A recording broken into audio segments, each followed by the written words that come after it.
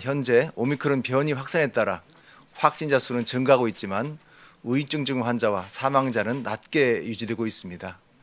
또 의료체계도 안정적인 상태로 유지가 되고 있습니다. 오미크론은 델타에 비해 2배 이상의 전파력이 크지만 중증화 치명률은 3분의 1 정도로 낮아지고 있습니다.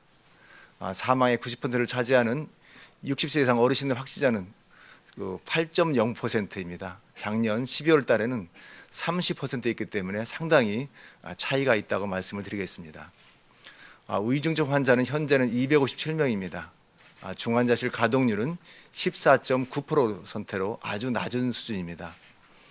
작년 델타 유행 당시는 중증 환자가 1,000명이 넘고 중증 병상 가동률이 80%가 넘어섰습니다.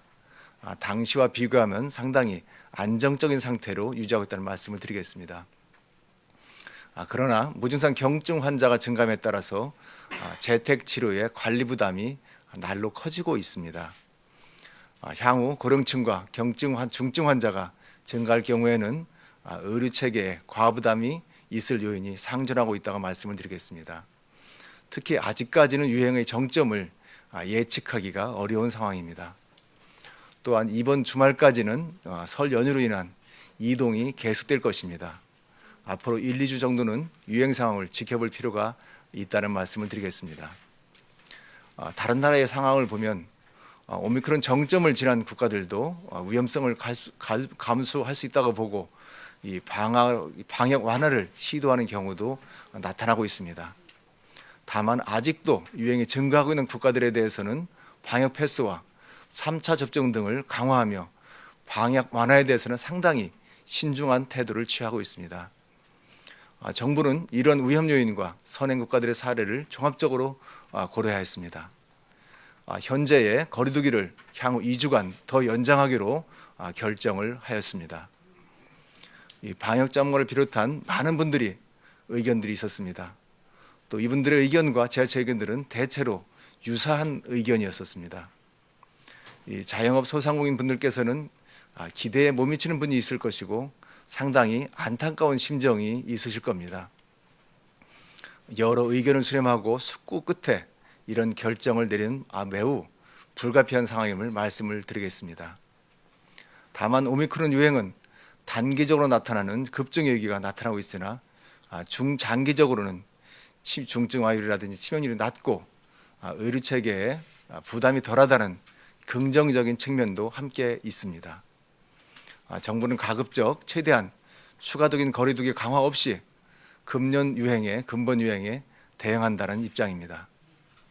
또한 확진자가 증가하더라도 위중증, 치명률이 계속 안정적으로 유지되고 의료체계 여력이 충분하다면 방역 규제를 단계적으로 해제하면서 일상 회복을 다시 시도하기로 논의를 하였습니다.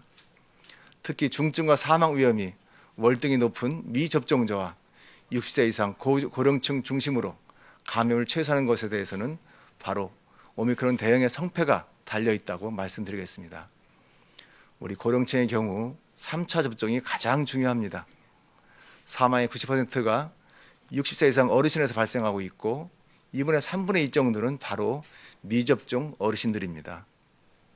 접종을 아직 받지 않으신 어르신들께서는 최우선적으로 3차 접종을 빨리 받으실 것을 거듭 요청을 드립니다. 또한 미접종자들은 더 쉽게 감염되고 더 많이 전파가 되고 중증과 사망에 더 취약합니다. 미접종자는 12세 이상의 6.6%에 불과하지만 아주 소수입니다. 그렇지만 중환자와 사망자의 60% 정도를 점유를 하고 있습니다. 미접종자와 고령층들은 지금과 같은 대유행 시기에는 밀폐된 다중이용시설 이용은 가급적 피해 주시기를 부탁드립니다. 그리고 최소한 KF80 이상의 마이크 착용을 거듭 요청드립니다. 미접종자와 고령층 주변의 가족들과 지인들께서는 이분들이 감염되지 않도록 최대한 도와주시기를 거듭 부탁을 드립니다.